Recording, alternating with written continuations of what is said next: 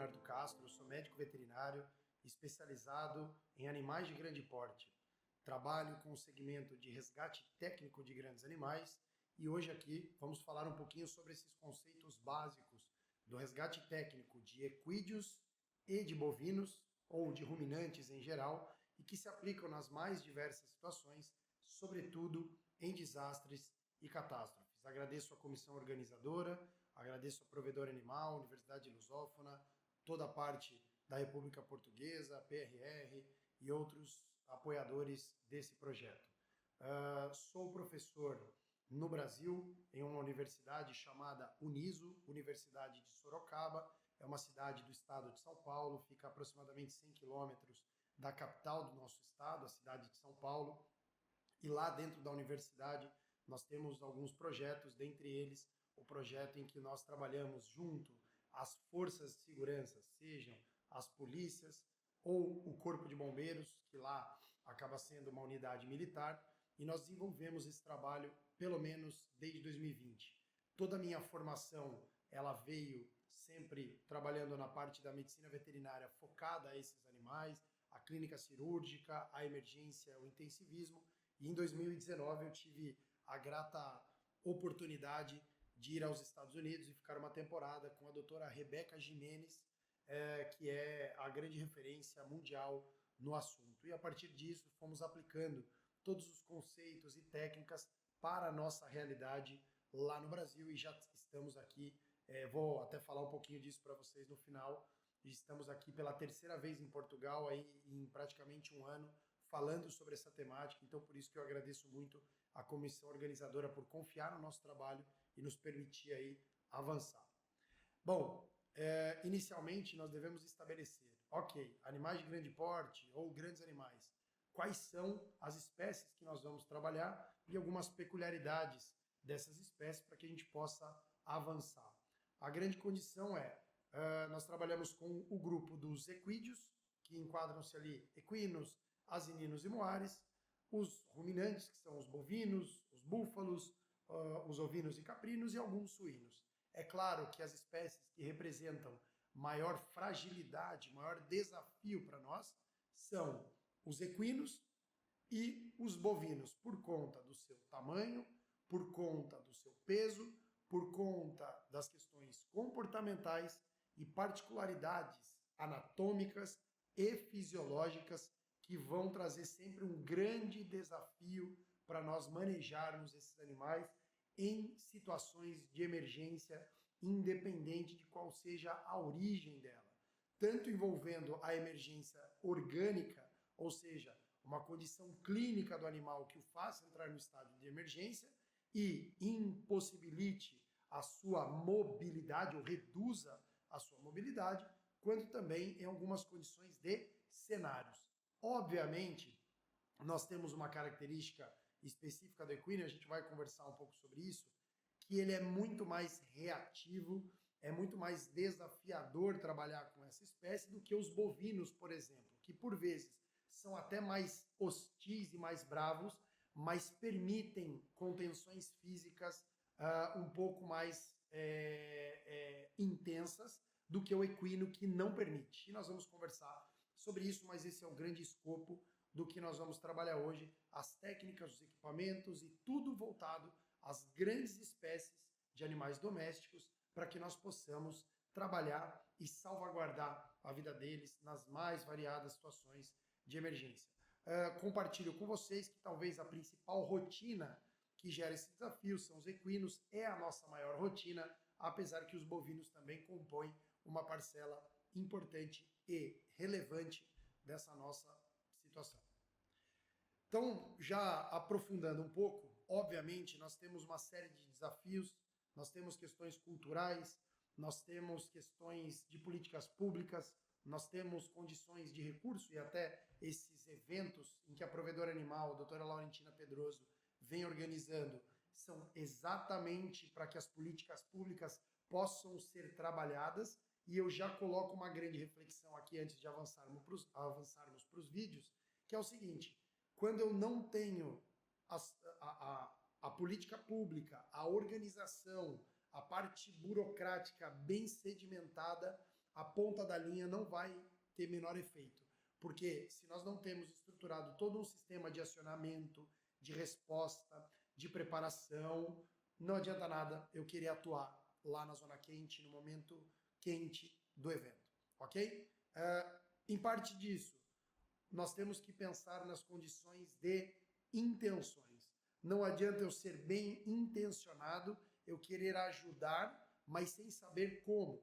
E o grande exemplo são esses dois vídeos que eu vou rodar aqui agora para vocês. Esse primeiro vídeo, eu tenho bombeiros de um estado lá do Brasil, eu tenho populares que estão tentando ajudar um animal a sair do buraco, né? Aqui vocês podem ver até tem um viés de um tripé. Aqui eu vou repetir o vídeo. E o que nós observamos aqui? Praticamente um cabo de guerra, como nós chamamos no Brasil, né?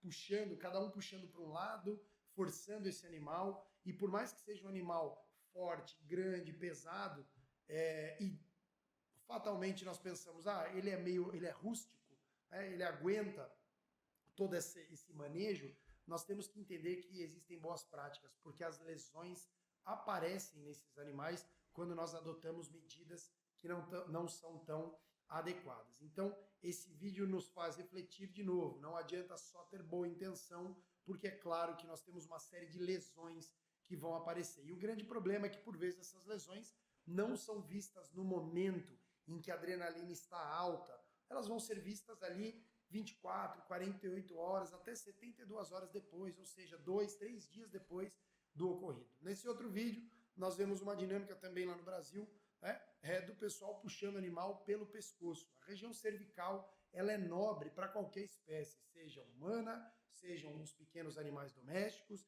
sejam os silvestres, mas também para os grandes animais. Então, obviamente, eu tenho certeza que os peões dessa fazenda, eles tiveram a melhor das intenções, no entanto, obviamente, não só dessas boas intenções se vive, porque fatalmente esse animal pode evoluir para uma condição cervical. Então esse é um dos princípios até que nós colocamos, né?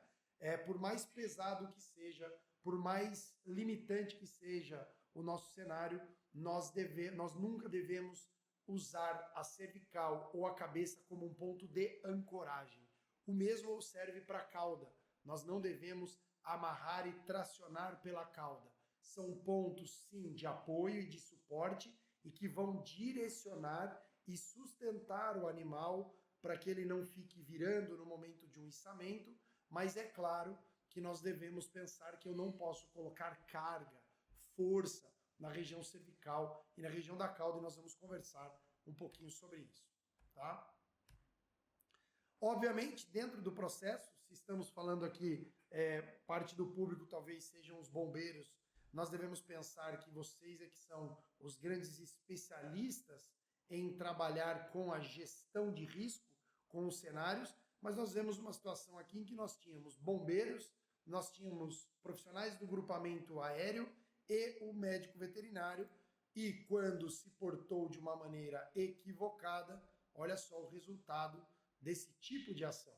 Então, garanto aí para os senhores que são profissionais de salvamento, né? Como eu disse, eu não sou militar, não sou bombeiro, sou médico veterinário, trabalho com o Corpo de Bombeiros desde 2020, pelo menos. Então, essa nossa vivência fez com que nós assimilássemos muito os conceitos trabalhados, os pilares trabalhados pela gestão de risco dos bombeiros. E, obviamente, isso é um vídeo que mostra uma fragilidade na gestão dos riscos. E, claro, o animal acabou sendo salvo, mas aí nós temos agora todo um desdobramento e uma operação para resgate, né, desse senhor que era médico veterinário, estava mal posto, sem o uso dos EPIs adequados, para que se fizesse ali necessário uma operação bem sucedida. E claro, por mais que o animal tenha sido salvo, que era o primeiro objetivo, a segurança da equipe foi quebrada e claro que isso gera uma insatisfação e um resultado negativo na operação. Bom, dita essa introdução, nós devemos lembrar alguns conceitos que são balizados no resgate técnico de grandes animais. Eu já reforço que nós não somos os inventores dessa temática. Nós hoje temos a graça de podermos avançar e lapidar um pouco melhor esse conteúdo, esse cenário, a nível mundial e a nível, claro, dentro do nosso país.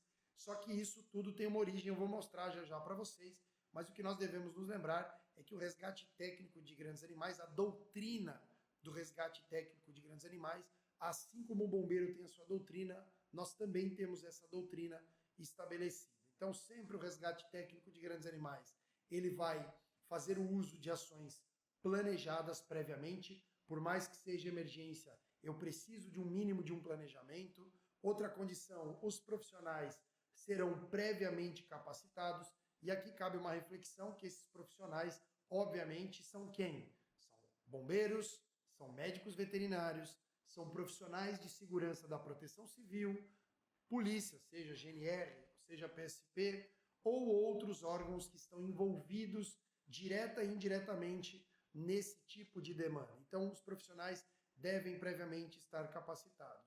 Independente se esse profissional vai para a zona quente, fica na zona morna, na zona fria, se ele vai auxiliar outras condições, eu devo sempre lembrar que ele deve entender todo o processo. E esse é o nosso papel. O papel do médico veterinário não é fazer o papel do bombeiro, não é suprimir qualquer outra atividade, mas é colaborar dentro da sua expertise junto aos profissionais envolvidos. Além disso, o resgate técnico de grandes animais visa fazer o uso dos equipamentos específicos, também utilizando técnicas, procedimentos e táticas específicos, isso é importante. Os equipamentos aqui não são mais improvisados e adaptados, e sim são equipamentos que foram desenvolvidos exclusivamente para esse tipo de atividade. Da mesma maneira que as técnicas, os procedimentos e táticas vêm específicos a serem utilizados para esse tipo de indivíduo. E, obviamente, o papel do médico veterinário dentro desse processo todo é aplicar a medicina veterinária de urgência e emergência no local, auxiliando tanto profissionais envolvidos nesse tipo de ação, quanto também, obviamente, o próprio animal. Como eu disse para vocês, nós não somos o inventor desse segmento, mas nós, obviamente, hoje trabalhamos para lapidar, para melhorar dentro da nossa realidade e do qual a gente tem trabalhado, e graças a Deus essa realidade ela tem surtido um grande efeito, tem se mostrado um trabalho muito sólido, e por isso que estamos aqui já a terceira vez em Portugal e outros países ministrando treinamentos para que a coisa possa avançar. Então, nós temos algumas literaturas, alguns manuais que apoiam e fundamentam essas técnicas, e o mais recente deles é o manual da NFPA, que é o grande manual de salvamento e procedimentos para os profissionais que atuam em emergência dos bombeiros, e, inclusive, em 2022 foi lançada a última edição da NFPA, a 2500, e no capítulo 9 nós temos ali o resgate técnico animal, que engloba várias espécies, dentre elas os animais de grande porte. Então, quem tiver curiosidade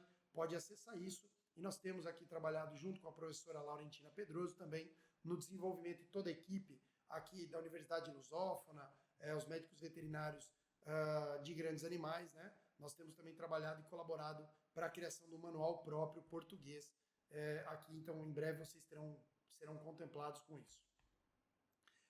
Para aqueles que tiveram um pouco mais de curiosidade, não se limitam só a manuais, as informações, mas também em artigos científicos. Isso, pelo menos para a comunidade veterinária, é muito importante, porque nós sabemos que os livros e os manuais, por vezes, eles têm uma defasagem de tempo, e os artigos eles têm uma periodicidade maior, eles são, por vezes, mais atualizados e não são tão amplos, e discutem situações muito específicas ali do resgate técnico de grandes animais. Então nós temos aí alguns importantes pontos a serem discutidos, e quem tiver curiosidade, obviamente é só buscar, isso aqui está disponível na internet para estudo, para aprofundamento, entendendo o quão grande é esse universo que por vezes pouco se fala e pouco se explora.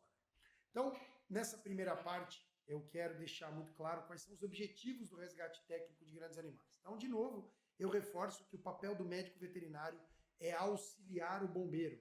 E por vezes nós sabemos que existem algumas situações pontuais e que o bombeiro, sim, ele vai ali acabar resolvendo sozinho aquele problema. Mas assim como para situações envolvendo humanos, nós precisamos de um profissional que que trabalha com a saúde animal para atestar aquela condição de saúde daquele indivíduo que foi resgatado.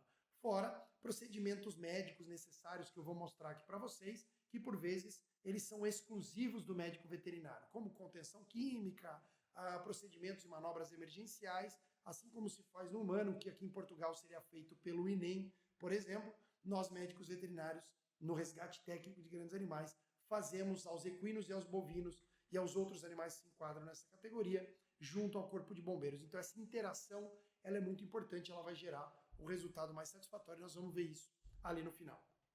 Então, tal qual é o papel do médico veterinário, o primeiro ponto que nós devemos trabalhar sempre é garantir e preservar o bem-estar animal. Esse é o grande objetivo. Nós vamos conversar sobre eutanásia, sobre, por vezes, o alívio do sofrimento para aquele indivíduo. Então, infelizmente, nós médicos veterinários, por vezes, não podemos nos comprometer a salvar todas as vidas. Depende de inúmeros fatores. E são muitos os desafios e as limitações que nós temos dentro da medicina veterinária de equinos e bovinos. No entanto, é indispensável que para todos os animais que nós atendemos, nós possamos cumprir esse primeiro objetivo, que é o grande maior do resgate técnico de grandes animais, que é tirá-lo do sofrimento, garantindo e preservando o seu bem-estar, custe o que custar, esse é o nosso papel.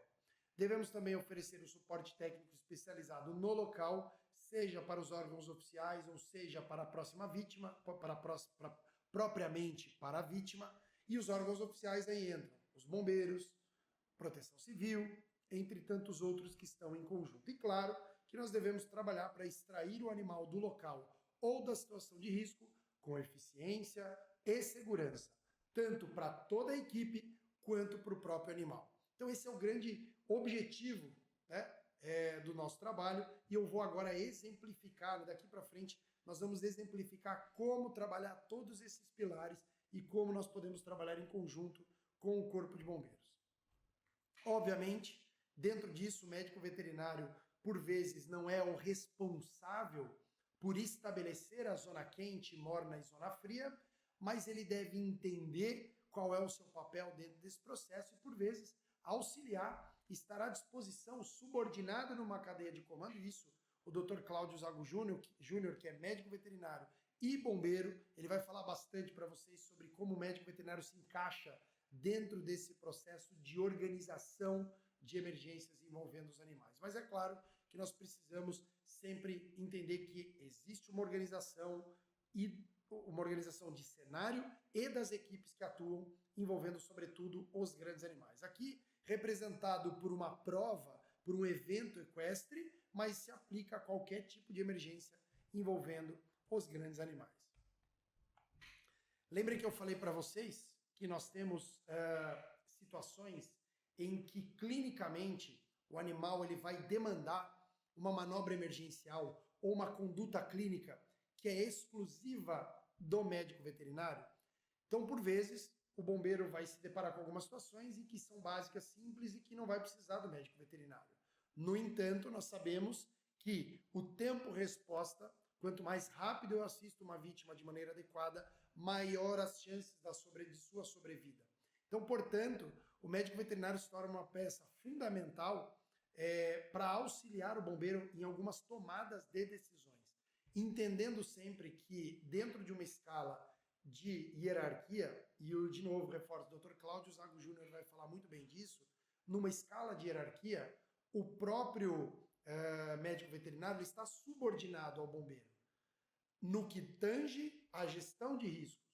Mas quando envolve tomada de decisão clínica voltada ao animal, aí o médico veterinário ele tem, por lei, inclusive aqui em Portugal nós já sabemos, a premissa de que a decisão, ele é o único profissional que pode atestar e tomar essas decisões clínicas. Claro que quando nós integramos as equipes, nós treinamos juntos, e é isso que a Provedora Animal tem feito ao longo desse último ano, nos trazendo aí pela terceira vez, fundamentando, trabalhando em conjunto, a conversa ela se torna uniforme e a integração ela é indispensável. Eu vou dar alguns exemplos para vocês aqui sobre isso. Então, é importante deixarmos o ego de lado, entendendo que ninguém é melhor do que ninguém, mas cada um tem o seu papel e a fase em que a decisão ela será de cada um desses profissionais.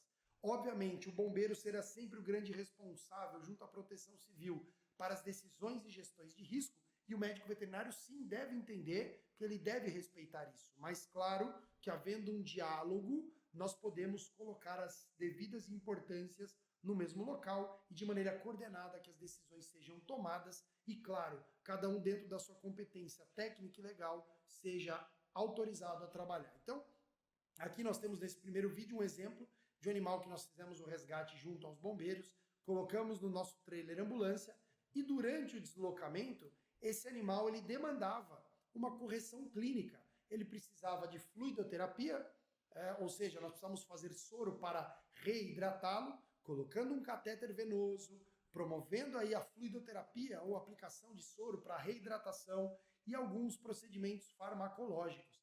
Então, isso é exclusivo do médico veterinário. Nesse momento, o que aconteceu? Os bombeiros, nós fizemos o resgate do animal junto ao corpo de bombeiros e uma vez entregue numa zona de segurança, o bombeiro falou, olha, agora precisamos da intervenção do médico veterinário. Aqui é o nosso papel de atuação. Se não tivéssemos atuado aqui, esse animal ele teria morrido. O score corporal era ruim, né? Se nós não tivéssemos, se não tivesse o recurso médico veterinário no local, esse animal infelizmente teria evoluído a óbito. E essa foto para mim ela é muito marcante, justamente porque nós fomos uma das equipes responsáveis, né? Nós fomos a equipe veterinária responsável pelo resgate do caramelo, junto à equipe do Corpo de Bombeiros do Estado de São Paulo. E essa foto, por que ela é interessante? Porque nós temos uma foto, eu brinco, 50-50. Então nós temos 50% de bombeiros e 50% de médicos veterinários na foto.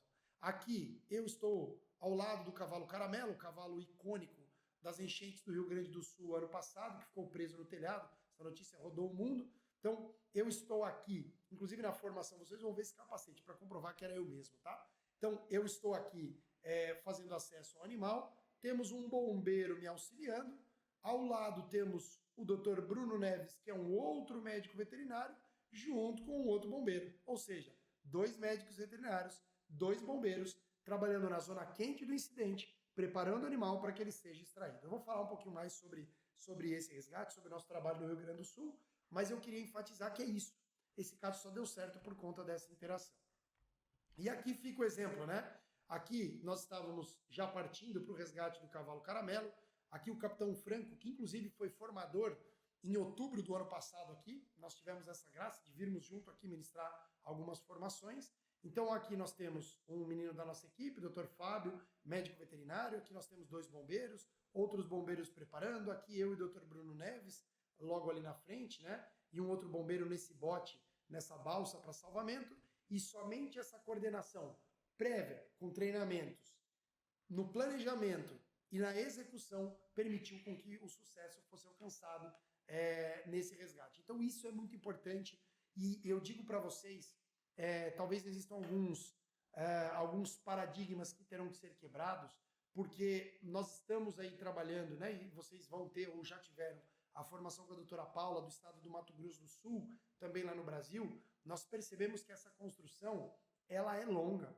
Essa interação entre os bombeiros e médicos veterinários é algo gradativo que vem sendo construído, sobretudo, nas políticas públicas e na preparação de treinamentos em conjunto, para que depois o resultado seja alcançado nas emergências em que forem acontecer. Mas é um processo lento, é um processo que é preciso de muito boa vontade de todos os lados, e por vezes não é só de treinamento, é boa vontade política, é boa vontade organizacional para que a coisa de fato possa acontecer. E hoje, né, nós trabalhamos junto ao bombeiro desde 2020, mas os frutos eles vão sendo colhidos agora, depois de 4, 5 anos do início dessa parceria.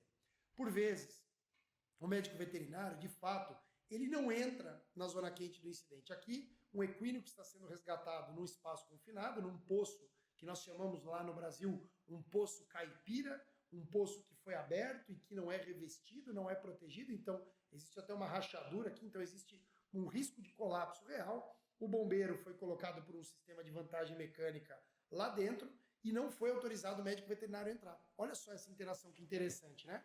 Num planejamento prévio, o bombeiro que é responsável pela gestão de risco disse: doutor, o senhor não vai entrar lá no buraco. Eu vou colocar um bombeiro meu que é especializado em espaço confinado. apesar, diga-se de passagem, que nós, num treinamento em conjunto que eu vou mostrar, nós temos o médico veterinário também foi qualificado ao trabalho de espaço confinado para o animal, né? Não para fazer o papel do bombeiro. Entretanto, nesse caso não me foi autorizado descer ao espaço confinado e eu fiz o quê? Fiquei ali fora, eu estava ancorado por uma cadeirinha e cinturão paraquedista, né? Uma cadeirinha de rapel, e eu fiquei ali contido com uma linha da vida e fiquei na borda orientando o bombeiro, porque o bombeiro disse, doutor, eu vou descer, mas eu não sei o que eu faço com o animal. E eu fui orientando. Então, o médico veterinário tem esse papel em que ele pode trabalhar muito, várias esferas e de muitas maneiras para auxiliar. Porque no final, nós só queremos uma coisa, nós só queremos que aquele salvamento dê certo, tanto para a equipe quanto para o próprio animal. Alguns procedimentos clínicos, por vezes, que acabam sendo necessários ali nesse processo. Então, por vezes, eu tenho que trabalhar essa condição. Então, essa égua ela estava retida, ela estava atolada em decúbito lateral, ou seja, ela estava de lado e ela estava muito distendida, né? Os equinos e os bovinos, eles são herbívoros, eles comem mato, comem capim e eles realizam uma digestão fermentativa, isso a nível de curiosidade, só que essa digestão fermentativa, se ele está deitado, o intestino todo dele acaba sofrendo algumas alterações e produz mais gás e o animal fica distendido, ele pode evoluir a óbito, como se fosse uma síndrome compartimental que o bombeiro pega aí nos indivíduos que acabam ficando presos em ferragens, mais ou menos com relação a isso. Então demandou nessa situação com que nós fizemos, o bombeiro começou a puxar o animal, eu pedi para esperar, fizemos uma avaliação clínica breve e nós fizemos uma punção abdominal, tal como seria uma emergência médica humana, uma punção para pneumotórax. Aqui nós fizemos uma punção, só que no abdômen, para drenagem desse gás, para que o animal pudesse melhorar a condição respiratória, a condição sistêmica e aí em segurança ele fosse retirado ali, né, do cenário de crise. Tá? Então aqui, ó, alguns momentos depois, aqui nós temos o comandante da operação, que era um bombeiro, inclusive ele está segurando o soro aqui. Nós temos uma médica veterinária, colega nossa, eu aqui, e obviamente depois de drenar o gás desse abdômen, fazer com que clinicamente ele ficasse mais estável, nós conseguimos retirá-lo da zona morna do incidente, né? Porque, ó, vou voltar aqui. Aqui ele estava na zona quente, né? Então foi retirado, o bombeiro falou, doutor, eu vou tirar para a zona morna, o senhor vai trabalhar com ele na zona morna. Fizemos o procedimento rapidamente e depois já numa zona fria, esse animal já estava em segurança, tranquilo, em pé e foi entregue ao seu tutor, ao seu proprietário, de uma maneira muito tranquila. Então, esse é o nosso objetivo. Mas eu vou levantar uma reflexão. Olha essa nossa colega aqui. Ela está numa zona de incidente, o bombeiro fazendo uso de EPI, eu estou fazendo uso de EPI e essa nossa colega não. Sem capacete, né? Sem uma vestimenta e uma botina adequada. Ou seja, o médico veterinário ele precisa viver esse universo que para os bombeiros é tão corriqueiro, tão comum e tão fácil de se alcançar. Algumas demandas que nós temos aqui eu estou no caso com o cavalo caramelo que foi resgatado no telhado, com 2 bombeiros ali no bote, um outro bombeiro aqui à frente e obviamente o que eu estou fazendo aqui? Eu estou mantendo o animal anestesiado para que ele em segurança, segurando obviamente a integridade de toda a equipe que está no bote e a própria segurança dele, para que ele não caia do bote, imagina um cavalo agitado ali. Então eu estou fazendo o controle da anestesia junto com outro colega, a seringa na mão do colega aqui. Eu estou fazendo com que esse animal ele fique anestesiado até que cheguemos em segurança a um determinado ponto. Depois eu vou comentar um pouco sobre o resgate do cavalo caramelo, mas torna-se fundamental. Os bombeiros disseram, doutor, eu consigo levar vocês pelo barco, eu vou adotar as melhores estratégias para que por barco vocês cheguem ali no ponto mais seguro. Mas de fato, nós não sabemos o que fazer com o animal. E aí entra o papel do médico veterinário trabalhando de maneira associada. E uma grande importância, fazendo o uso dos EPIs. É indispensável o entendimento disso por parte do médico veterinário. Nós temos algumas situações de lesões ortopédicas, alguns animais que são atropelados e que demandam, obviamente, um cuidado intensivo. Aqui no caso, no Brasil, acho que é muito parecido com o que seria aqui em Portugal. Eu preciso, obviamente, trabalhar integrado, né, com a polícia responsável por coordenar a rodovia, né, pela proteção civil, pelo próprio corpo de bombeiros, mas o médico veterinário fazendo, uma vez autorizado, a intervenção clínica para a correção de hemorragias, imobilizações para fraturas, entre outras situações de politrauma que podem acometer um animal, assim como qualquer indivíduo que seja atropelado. Aqui, mostrando um pouco alguns dos animais que nós resgatamos em enchentes, eles acabam desenvolvendo uma série de alterações dermatológicas e que, por vezes, se faz necessária a colocação de bandagens, de imobilizações, de proteções. Eu preciso, por vezes, trabalhar em primeiros socorros e que são exclusivos do médico veterinário. De novo, isso tudo aqui reforçando a importância da integração entre bombeiros e médicos veterinários. E para isso, o que nós fazemos lá no Brasil? Nós temos uma série de treinamentos integrados periódicos.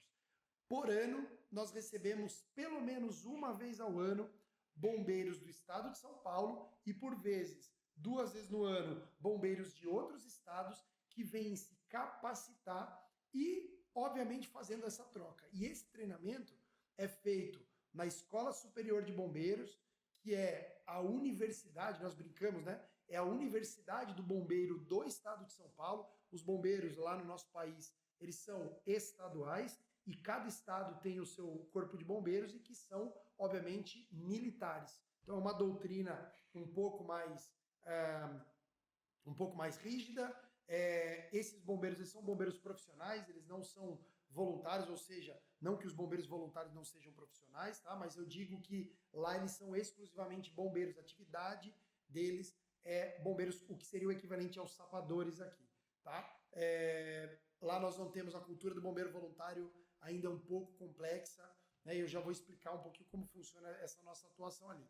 Mas o importante é que nós temos esse treinamento. E aqui é uma forma, é uma representação. Ou seja, nesse treinamento nós temos um grupo misto.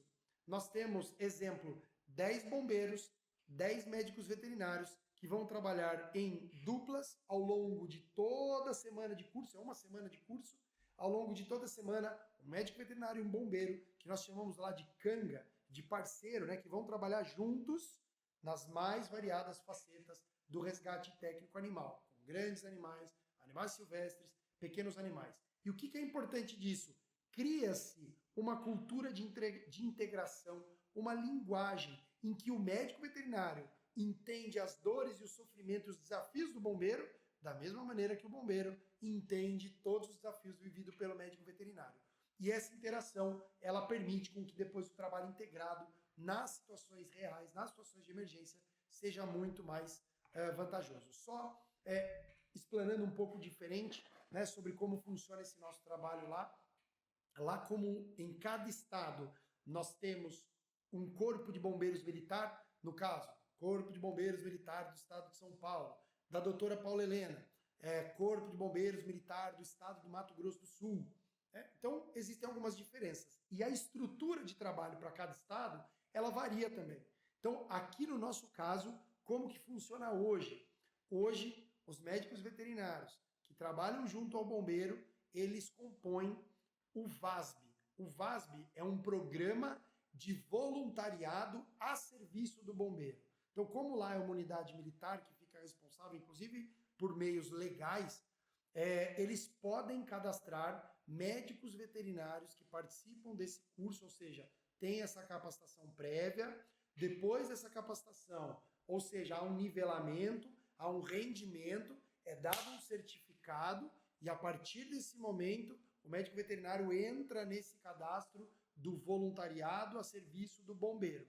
Então existe um banco de dados e esses médicos veterinários, em situações de emergência cotidianas ou em desastres e catástrofes, são acionados. Ou seja, por mais que não seja uma estrutura robusta, nós temos criado esse mínimo de estrutura para saber qual é o médico veterinário que vai. Ele já tem uma capacitação prévia sobre o uso do equipamento de proteção individual, ele sabe como se portar num cenário de emergência e depois é feita toda essa troca. Então, hoje no estado de São Paulo é o que nós temos de um programa que tende a deixar já padronizada a ação do médico veterinário nesse tipo de ação. E por que é tão importante nós trabalharmos com as operações integradas? Essa foto é uma foto no Rio Grande do Sul. Estou eu representando o resgate técnico animal. Esse aqui, o Major Barufaldi, que era o comandante dos bombeiros na operação lá. o tenente Capassas, que era o seu auxiliar, e aqui nós temos 3 profissionais do grupamento aéreo, né, do Serviço de Resgate de Helicóptero, também do estado de São Paulo, que estava apoiando as enchentes lá do Rio Grande do Sul.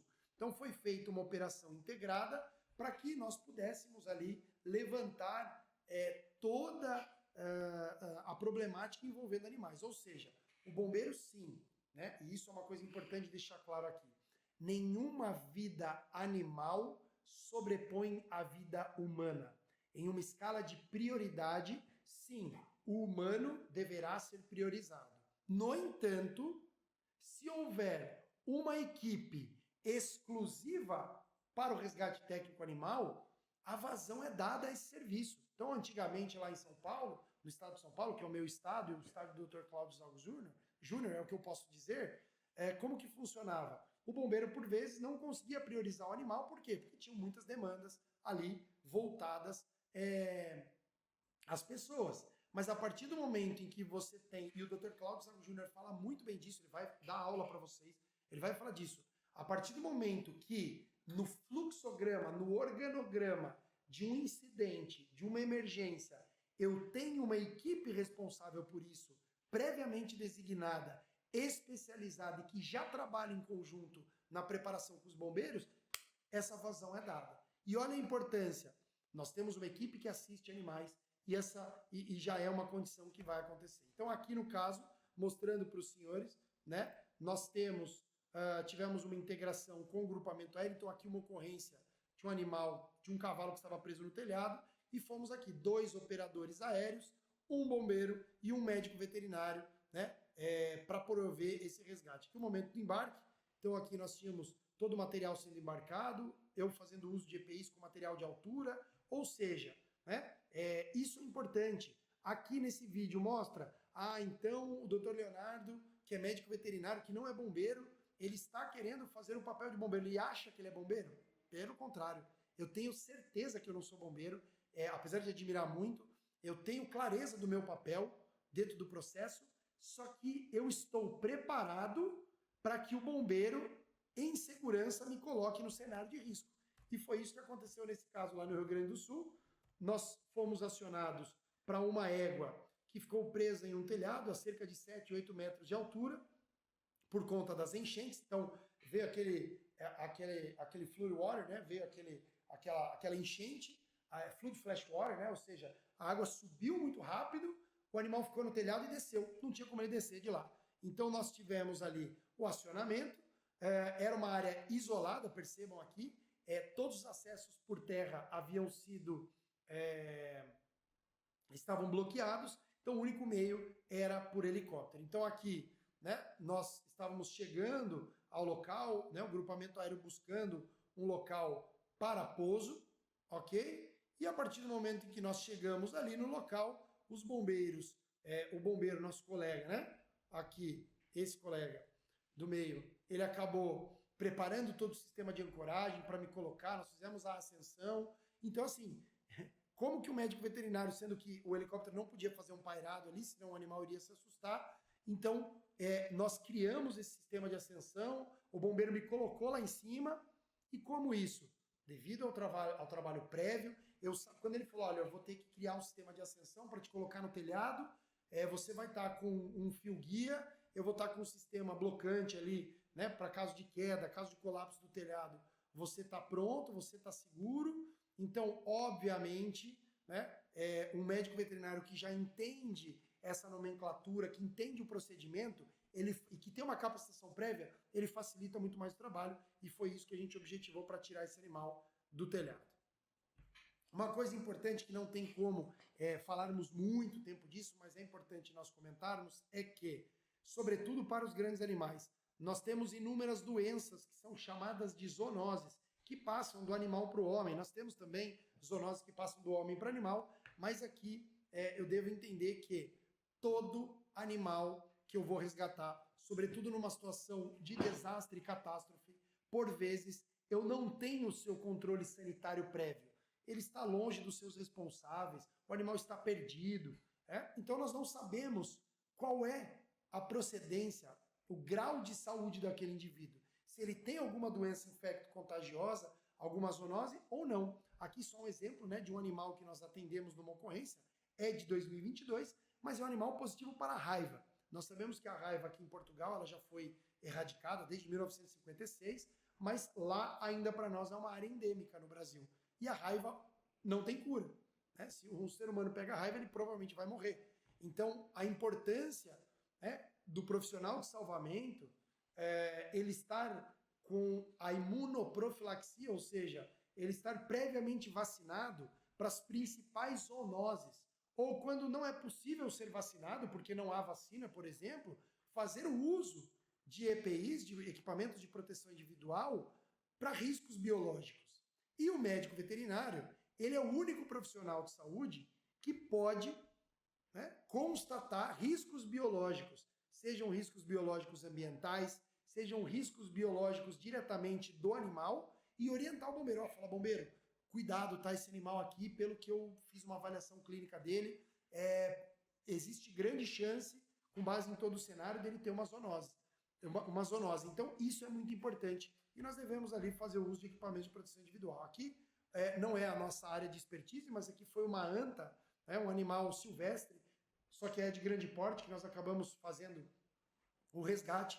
E esse animal, a nossa equipe veterinária identificou que ele tinha um quadro neurológico. E a área da onde ele vinha era uma área endêmica para a raiva, então, obviamente, todo mundo fazendo uso dos equipamentos de proteção individual, das luvas, né?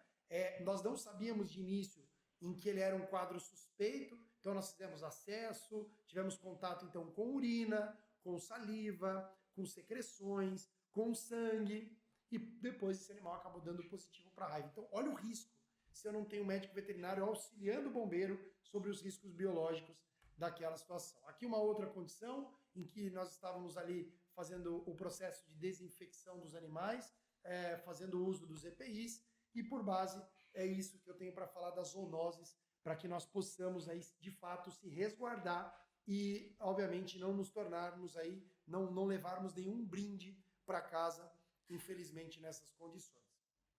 Bom, dito isso, nós vamos agora para uma outra parte que agora é muito mais aplicada ao animal e aos procedimentos que nós devemos fazer para esse tipo de indivíduo.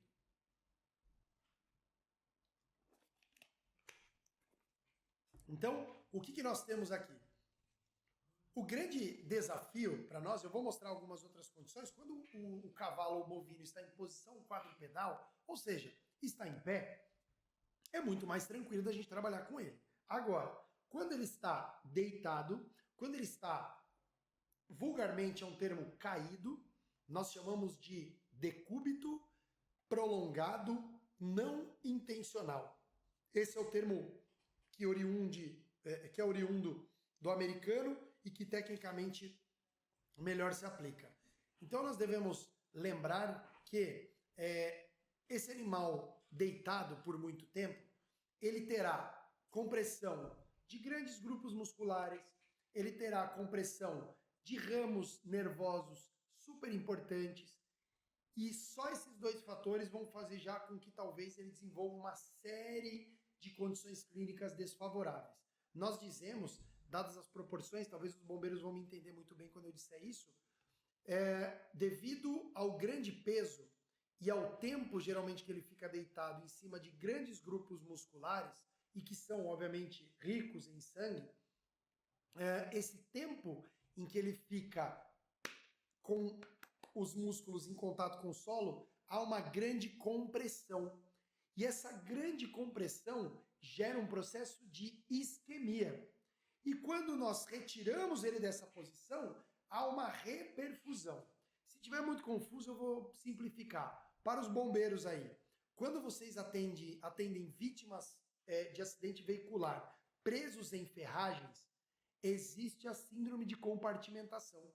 Por vezes, muitos humanos que são retirados são desencarcerados. No momento em que você libera aqueles membros inferiores que estão presos, ele acaba evoluindo a óbito, ao desmaio, por conta dessa isquemia prévia e reperfusão, ou seja, há uma diminuição do sangue local, existe todo um metabolismo local que acontece, que é deletério ao organismo, e quando eu reoxigeno, ou seja, eu retiro o animal daquela posição, eu retiro a pessoa daquela posição, ele reperfunde. E isso, por vezes, causa um colapso cardiovascular e respiratório grande.